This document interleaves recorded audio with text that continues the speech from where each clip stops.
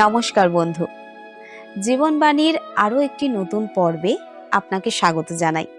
আমি আশা করি আপনি ঈশ্বরের কৃপায় ভালো আছেন এবং তার বাক্যের মাধ্যমে আপনার পাঠ, শিক্ষা ও আত্মিক বৃদ্ধি অব্যাহত রয়েছে। গত পর্বে আমরা জেনেছি যে কইন ও হেবলের কাহিনী মানুষের পাপের গভীরতা এবং ঈশ্বরের ন্যায় বিচারকে প্রকাশ করে, যে ন্যায় বিচার সবসময়ই তার করুণা দ্বারা সিক্ত।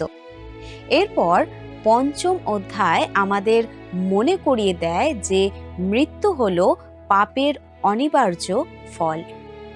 আজকের পর্বে আমরা হনকের রোমাঞ্চকর কাহিনী সম্পর্কে জানব, যিনি ঈশ্বরের সাথে পথ চলেছিলেন এবং মৃত্যু না দেখেই স্বর্গে নীত হয়েছিলেন।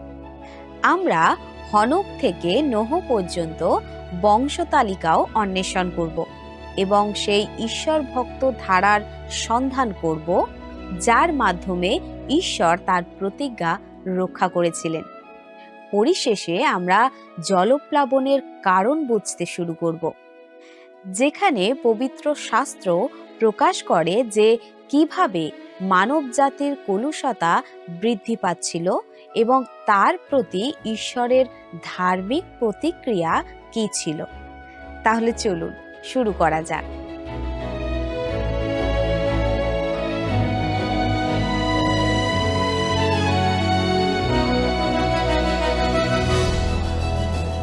আমার বিশ্বাস আমাদের এই জীবনবাণী অনুষ্ঠানে আপনি নিয়মিত উপস্থিত আছেন, আর আপনি নিশ্চয়ই জানেন আমরা পবিত্র বাইবেলের বিভিন্ন পুস্তক থেকে ধারাবাহিকভাবে আলোচনা করছি। একই সঙ্গে আমার বিশ্বাস আপনি জানেন যে এই সময় আমরা আদি পুস্তক থেকে আমাদের ধারাবাহিক আলোচনা করছি, আর ইতিমধ্যেই আমরা আদি পুস্তকের 5 অধ্যায়ের 20 পদ পর্যন্ত আলোচনা করেছি। আজকে আমরা আদি পুস্তকের 5 অধ্যায়ের 21 পদ থেকে আমাদের আলোচনা শুরু করব। ইতিমধ্যেই আমরা জেনেছি কিভাবে ঈশ্বরের সুন্দর পৃথিবীতে পাপ প্রবেশ করেছিল। আমরা জেনেছি ঈশ্বর তার সৃষ্ট শ্রেষ্ঠ মানুষকে এদন উদ্যান থেকে তাড়িয়ে দিয়েছিলেন।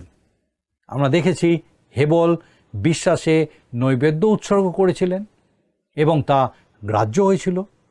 কইন নিজের ইচ্ছে মতো উপহার উৎসর্গ করেছিল আর তা গ্রাহ্য হয়নি। ঈশ্বর কইনকে দ্বিতীয় সুযোগ দিয়েছিলেন সদাচরণ করতে, কিন্তু সে তা না করে তার ভাই হেবলকে হত্যা করেছিল। সে শাপগ্রস্ত হয়েছিল এবং তার অপরাধের ভার অসহ্য ছিল।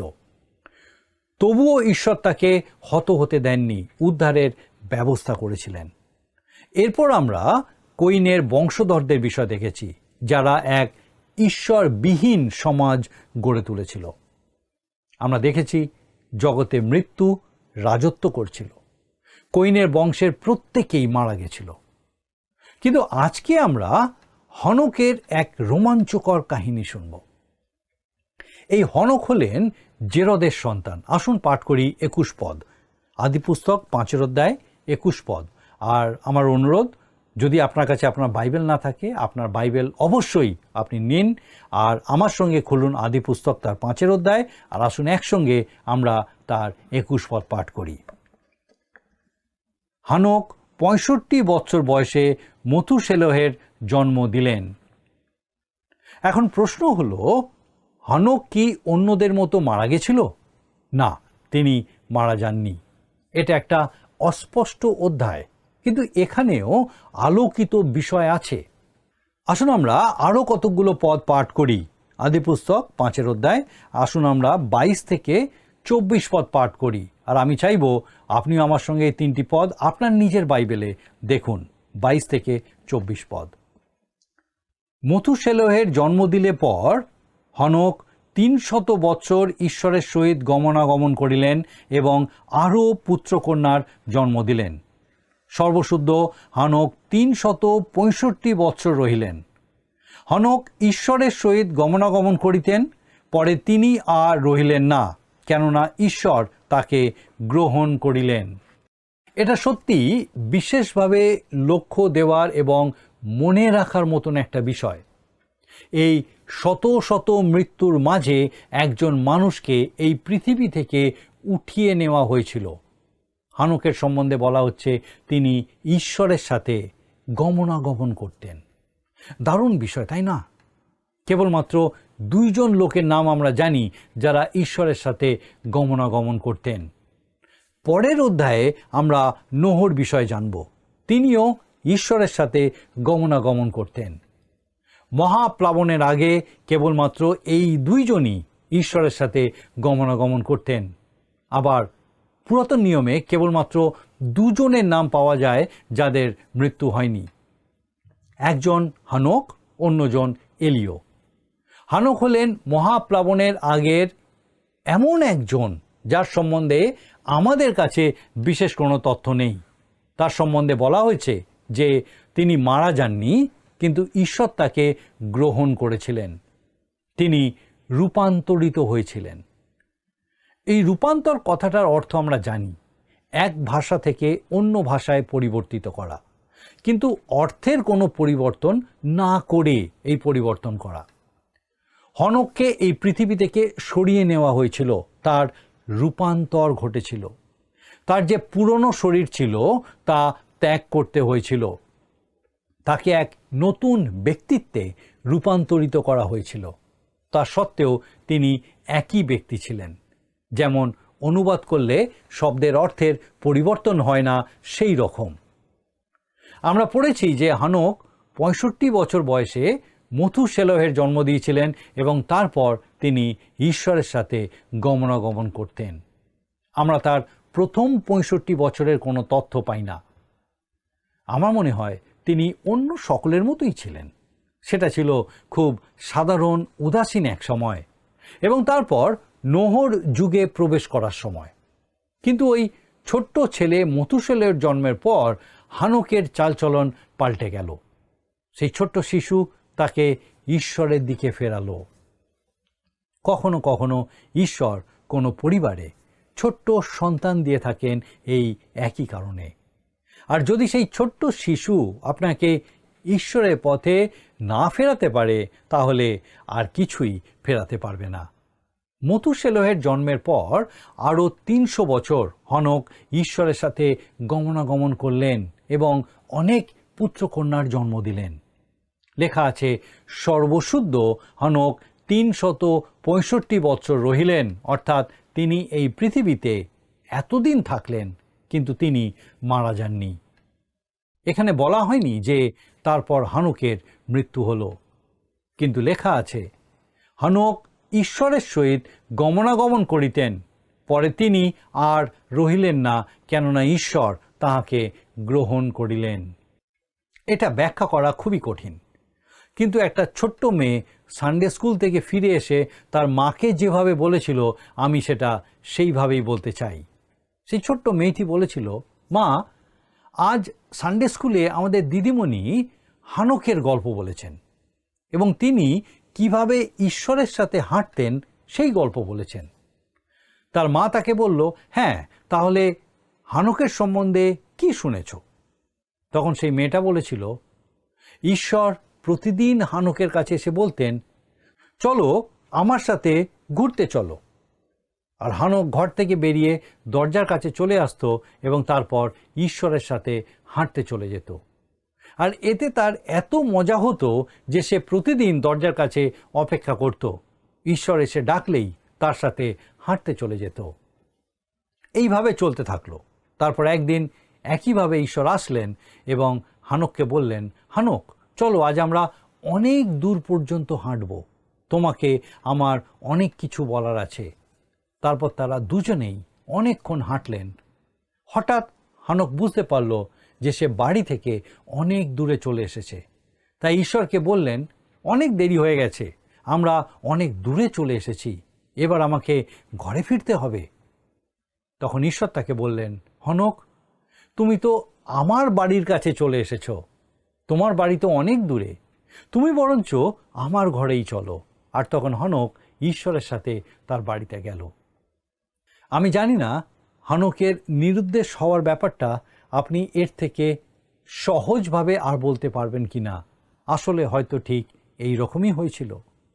আমার মনে হয় আদি পুস্তকে উল্লিখিত সকল গুরুত্বপূর্ণ ও মহৎ বিষয়গুলির সঙ্গত এবং প্রাসঙ্গিক। আমার ধারণা এটাই হলো আগামী দিনের ছবি, মণ্ডলীর র্যাপচারের ছবি, অর্থাৎ চক্ষুর পলকে মণ্ডলীর প্রভু যিশুর সাথে আকাশে মিলিত হওয়ার ছবি। মহাপ্লাবনের বিচার নেমে আসার আগে ঈশ্বর হানককে তুলে নিয়েছিলেন। সহস্র বৎসরব্যাপী মহাক্লেশের আগে একইভাবে মণ্ডলীকেও তিনি তুলে নেবেন। এবার আমরা হনক থেকে নোহ পর্যন্ত বংশবৃত্তান্ত দেখব। আসুন আমরা পাঠ করব 27 পদ, আদিপুস্তক 5 অধ্যায় 27 পদ। সর্বশুদ্ধ মথুশেলহের 969 বৎসর বয়স হইলে তাহার মৃত্যু হইল। তিনি আদমের থেকেও বেশি দিন বেঁচেছিলেন। সৃষ্টি আর মহাপ্লাবনে ধ্বংসের মাঝখানে যে সেতু, সেটা আদম আর মথুশেলহের দ্বারা তৈরি হয়েছে। আমরা জানি নতুন নিয়মের শুরুতে প্রভু যিশুর যে বংশতালিকা দেওয়া আছে সেখানেও অনেক কিছু বাদ আছে। এর উদ্দেশ্য ছিল তালিকাকে 3টে সমান ভাগে ভাগ করা। কিছু কিছু বাদ পড়েছে ঠিকই, কিন্তু লক্ষ্য করবেন এটা একদম সঠিকভাবে অনুসৃত হয়েছে। আমার মনে হয় এখানেও কিছু কিছু বাদ পড়েছে, যেন আমরা বুঝতে পারি এই পৃথিবীতে মানুষের আবির্ভাব আমরা যতটা আগে ভাবি তার থেকেও অনেক বেশি আগে হয়েছিল। তবে যে তালিকা এখানে দেওয়া হয়েছে সেটা একদম সঠিক। এই বিষয়টাই আমি বেশি গুরুত্ব দিতে চাই না, কারণ এটা নিয়ে অনেক আলোচনা হয়েছে। শাস্ত্রে এই বিষয়ে স্পষ্ট করে কিছু বলা নেই, কারণ ঈশ্বরও এই বিষয়ে তত বেশি গুরুত্ব দেননি। কারণ তিনি যেটা বোঝাতে চেয়েছেন সেটা হলো এই পৃথিবীতে মানুষের ধর্মীয় এবং উদ্ধারকারী ইতিহাস। মথুশেলহ নামের অর্থ হলো প্রেরণ করা। আবার কেউ কেউ মনে করেন মথুশেলহ নামের অর্থ হলো তার মৃত্যুর পরে পাঠানো হবে। এখন প্রশ্ন হলো, কি পাঠানো হবে? বন্যা বা মহাপ্লাবন পাঠানো হবে। যতদিন মথুশেলহ বেঁচে ছিলেন ততদিন কোনো বন্যা হয়নি। পূর্বপুরুষদের বংশতালিকার নির্ঘণ্ট অনুযায়ী যে বছর মহাপ্লাবন এসেছিল সেই বছরই মথুশেলহের মৃত্যু হয়েছিল। তার মৃত্যুর পর পাঠানো হবে, এটাই ছিল তার নামের অর্থ। মথুশেলহ অন্যদের থেকে বেশি দিন বেঁচে ছিলেন, কিন্তু কেন?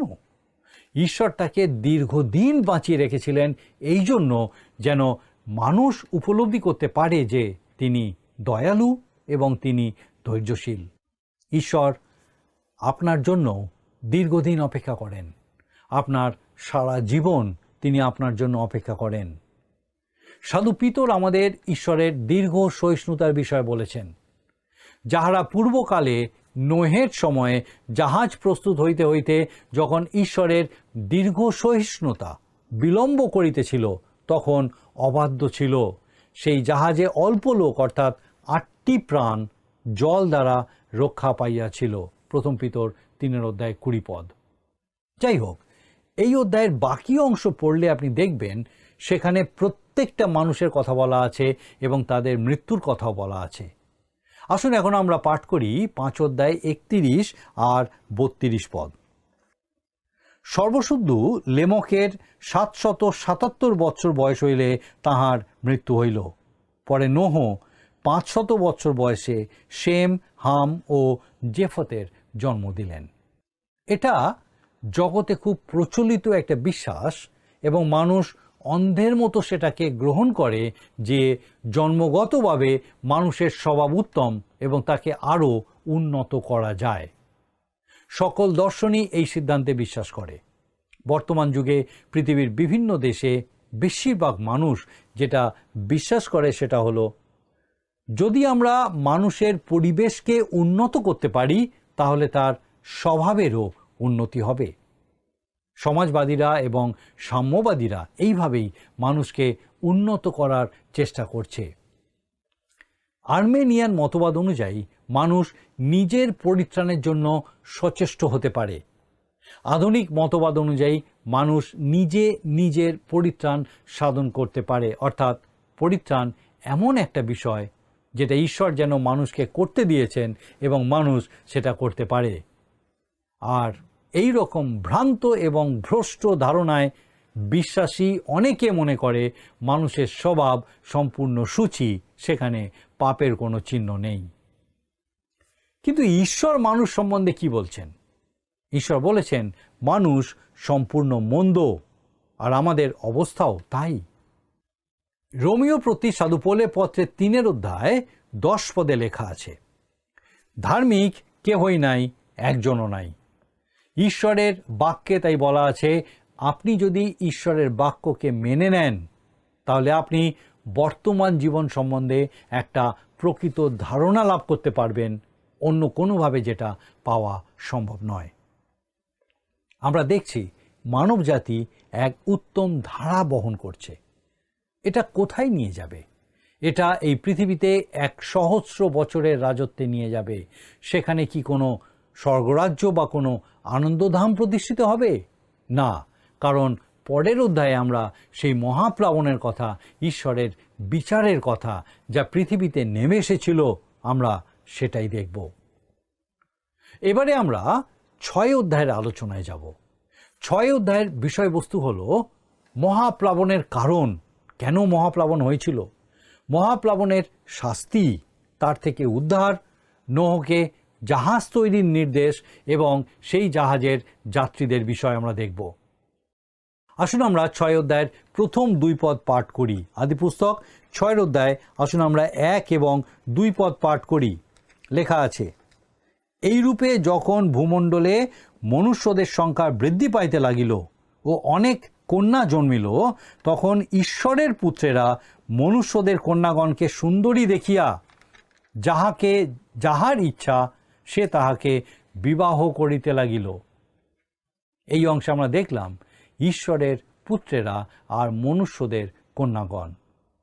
এই বিষয়টা নিয়ে বিস্তর আলোচনা হয়েছে, অনেক আলোচনা হয়েছে, কিন্তু সেই আলোচনা বা সেই বিতর্কের কোনো শেষ নেই।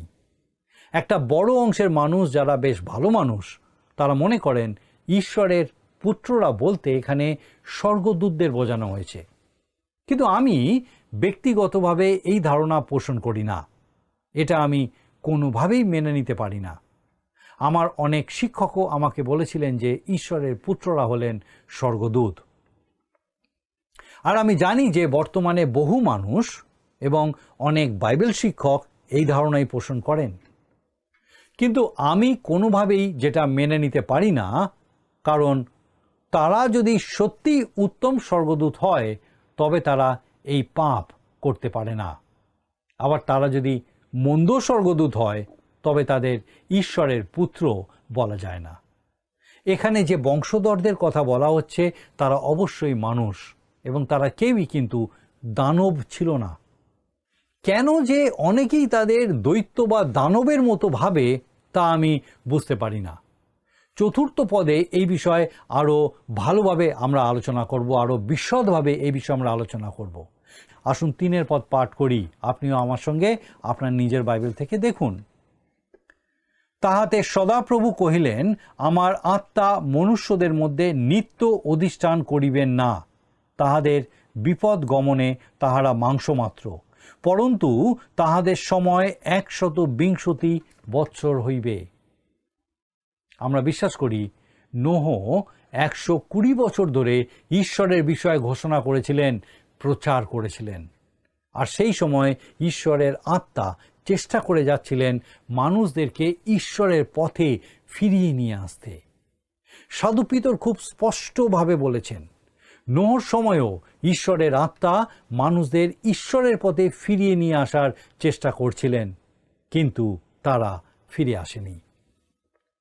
একবার দেখে নিই পিতরের প্রথম পত্রের 3 অধ্যায় 18 থেকে 20 পদে সেই কথা লেখা আছে। প্রথম পিতর 3 অধ্যায় 18 থেকে 20 পদ। কারণ খ্রিস্টও একবার পাপসমূহের জন্য দুঃখ ভোগ করিয়াছিলেন, সেই ধার্মিক ব্যক্তি অধার্মিকদের নিমিত্ত, যেন আমাদিগকে ঈশ্বরের নিকট লইয়া যান। তিনি মাংসে হত, কিন্তু আত্মায় জীবিত হইলেন। আবার আত্মাতে গমন করিয়া কারাবদ্ধ সেই আত্মাদিগের কাছে ঘোষণা করিলেন, যাহারা পূর্বকালে নোহের সময়ে জাহাজ প্রস্তুত হইতে হইতে যখন ঈশ্বরের দীর্ঘসহিষ্ণুতা বিলম্ব করিতেছিল তখন অবাধ্য ছিল। সেই জাহাজে অল্প লোক অর্থাৎ 8টি প্রাণ জল দ্বারা রক্ষা পাইয়াছিল। সুতরাং কখন তারা অবাধ্য ছিল? নোহর সময়, যখন ঈশ্বরের দীর্ঘ সহিষ্ণুতা বিলম্ব করছিল, সেই 120 বছর।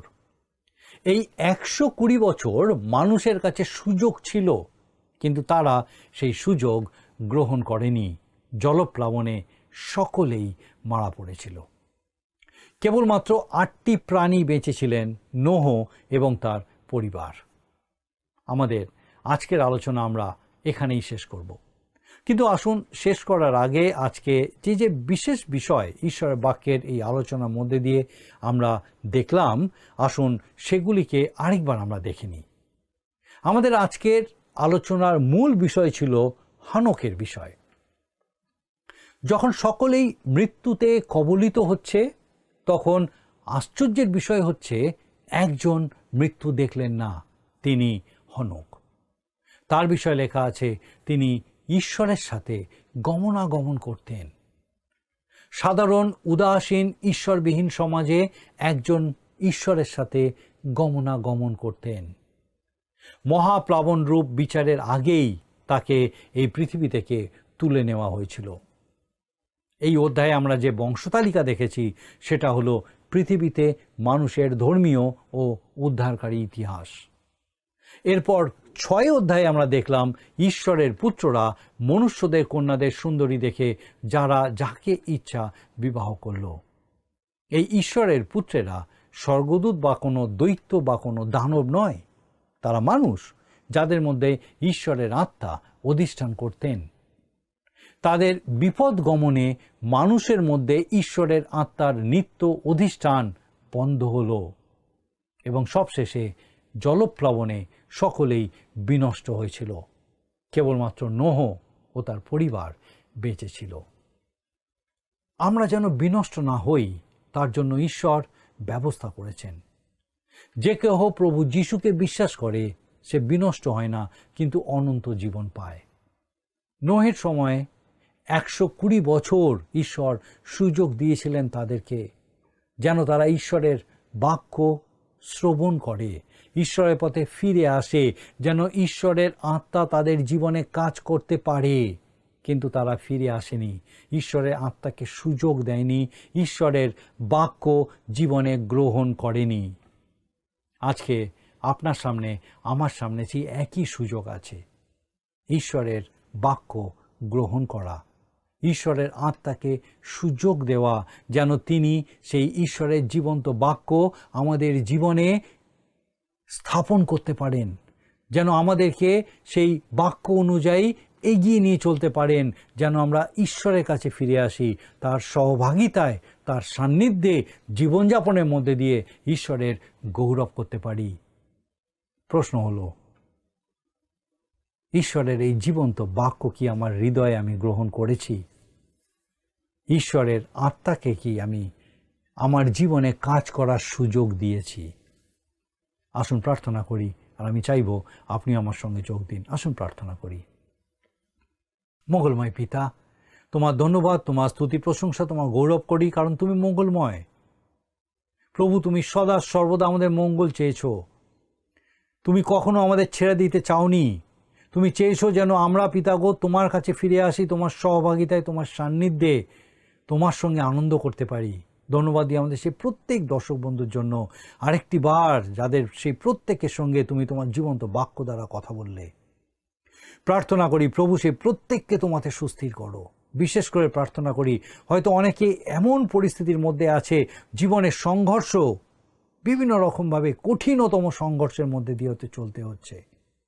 অসুস্থতার সঙ্গে লড়াই, দারিদ্রতার সঙ্গে লড়াই, সামাজিক হয়তো অন্য কোনো কারণ, পারিবারিক সমস্যা, স্বামী স্ত্রীর মধ্যে এতটাই সমস্যা যে পিতাগো কোনো শান্তি সেখানে নেই, কোনো আনন্দ সেখানে নেই। প্রার্থনা করি প্রভু, সেই সমস্যা যতই বড় হোক না কেন, পিতা তোমার বাক্য, তোমার সান্নিধ্য, তোমার আত্মা সেই সমস্ত সমস্যা দূর করতে সমর্থ প্রভু।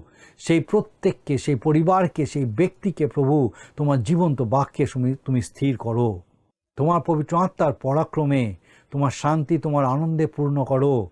সেই সমস্ত কঠিনতা দূর করো তোমার অনুগ্রহে পিতাগো, যেন সেই প্রত্যেকে তোমাতে সমর্পিত হয়ে জীবনযাপনের মধ্যে দিয়ে তোমার গৌরব করতে পারে। তোমার জীবন্ত বাক্যে পূর্ণ হতে প্রত্যেককে সাহায্য করো।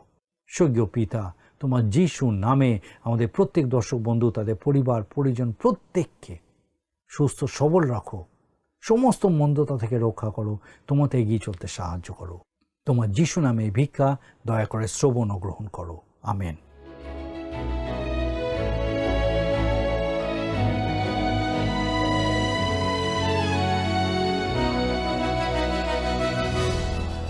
প্রিয় বন্ধু, আমাদের সাথে থাকার জন্য আপনাকে আন্তরিক ধন্যবাদ জানাই। আজকের পর্ব থেকে আমরা জানলাম যে মৃত্যুতে ভরা একটি অধ্যায়ের মাঝে হনক এক উজ্জ্বল নক্ষত্রের মতো দেদীপ্যমান। অন্যদের মতো হনকের পরিণতি মৃত্যুতে শেষ হয়নি। তিনি ঈশ্বরের সাথে পথ চলেছিলেন এবং ঈশ্বর তাকে নিজের কাছে নিয়ে নিয়েছিলেন। এটি বিচার আসার আগে আমাদের আশা এবং ভবিষ্যৎ মুক্তির এক অনন্য চিত্র প্রদান করে। আমরা হনক থেকে নোহ পর্যন্ত বংশতালিকাও পর্যবেক্ষণ করেছি এবং মথুশেলহের দীর্ঘ জীবন যে জলপ্লাবনের আগে ঈশ্বরের ধৈর্য ও করুণার এক শক্তিশালী চিহ্ন ছিল তা লক্ষ্য করেছি। তবুও একটি ঈশ্বর ভক্ত বংশধারা থাকা সত্ত্বেও সামগ্রিকভাবে মানব জাতির কোনো উন্নতি হয়নি। আমরা জলপ্লাবনের প্রকৃত কারণ সম্পর্কেও পড়তে শুরু করেছি। মানুষের ক্রমবর্ধমান পাপাচার এবং বিচার আসার আগে 120 বছর ধরে মানব জাতির সাথে ঈশ্বরের পবিত্র আত্মার সেই নিরন্তর প্রচেষ্টা।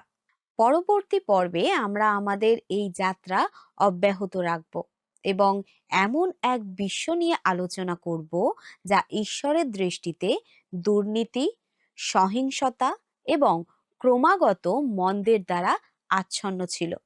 এই শাস্ত্রপদগুলি আমাদের পাপের কারণে ঈশ্বরের অন্তরের বেদনাকে প্রকাশ করে এবং আমাদের তার ধার্মিক বিচারের জন্য প্রস্তুত করে, যেখানে নোহের মাধ্যমে তবুও আশা ও অনুগ্রহের ইঙ্গিত পাওয়া যায়। সেই পর্যন্ত বিদায়। ঈশ্বর আপনাদের মঙ্গল করুক। নমস্কার।